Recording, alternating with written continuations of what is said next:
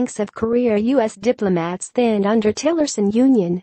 Washington, Reuters. The U.S. Foreign Service has seen its top rank shrink under Secretary of State Rex Tillerson, according to a letter written by the head of the union representing U.S. diplomats seen by Reuters on Wednesday. The number of career ambassadors, the Foreign Service's highest personal rank granted to only a handful U.S. diplomats, has dropped by 60%, according to the letter by American Foreign Service Association, AFSA, President Barbara Stevenson. The number of career ambassadors declined to 2 from 5 with this year's retirement of William Brownfield, Christy Kenny and Victoria Nuland, who held top State Department jobs. The next rung down, with the rank of career minister, has shrunk to 19 from 33, the letter said, and the one beneath, of minister counselor, has dropped to 369 from 431 in early September, and continues to decline. Since taking office on February 1, Tillerson has embraced the White House's proposal, rejected by key members of Congress, to cut the State Department budget by about 30% and imposed a hiring freeze, while analyzing the agency's operations and deciding how to reorganize them. The State Department did not dispute the numbers cited in the letter, but an agency spokesman who declined to be identified argued that suggestions that drastic cuts to our Foreign Service ranks are taking place are simply not accurate. The spokesman said the 60% reduction in the number of career ambassadors was misleading because there were only 5 at the start of the year, and said Tillerson plans to nominate individuals for this role in the near future. The spokesman did not provide apples-to-apples comparisons on the number of diplomats with the rank of career minister and minister counselor, but did give figures for a broader set of senior U.S. diplomats.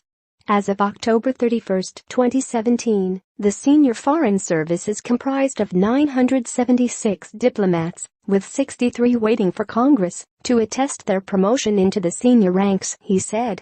Once these promotions are attested, there will be 1,039 senior Foreign Service officers, a number nearly identical to the 1,058 senior Foreign Service officers at the same point in 2016. According to Stevenson's letter, the U.S. diplomatic corps is also shrinking at the bottom rung. The letter said intake into the Foreign Service at State will drop from 366 in 2016 to around 100 new entry-level officers joining in 2018. The number of people applying to take the competitive exam to enter the U.S. Foreign Service is projected to be cut by more than half this year from over 17,000 people in 2015, she said. An AFSA spokesman said this figure was for calendar 2015.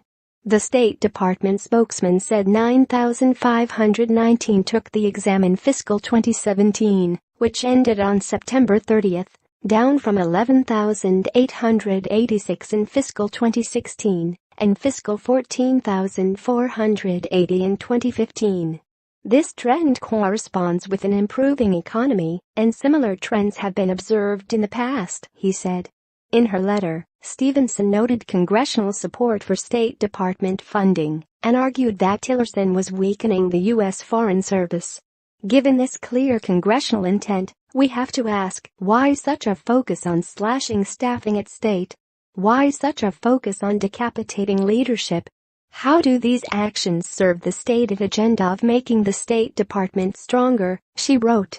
Where then does the impetus come from to weaken the American Foreign Service? Where is the mandate to pull the Foreign Service team from the field and forfeit the game to our adversaries, she added.